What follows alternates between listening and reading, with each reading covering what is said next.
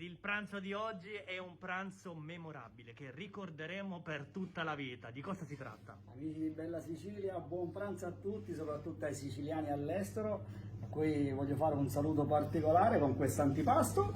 Come commentarlo? Cioè, qua bisogna mangiarlo. Prosciutto cotto, il figotto è un prosciutto affinato nelle foglie di figo e arrosto, pomodori secchi sott'olio, una bella mozzarellona di latte vaccino con olio extravergine e pepe nero e tutto attorno un sole fatto di prosciutto crudo San Daniele affumicato in legno di faggio e stagionato 51 mesi. Buon appetito! Ed è il sole che amiamo, il sole che riscalda mente, corpo, palato e cuore soprattutto. Noi completiamo questo piacere con cosa? Una bella birra, il nome dice tutto, bevete siciliano, bevete birra buona, scialla a tutti, stiamo calmi. E ci sono tutti i presupposti per un pranzo indimenticabile. E credo di sì.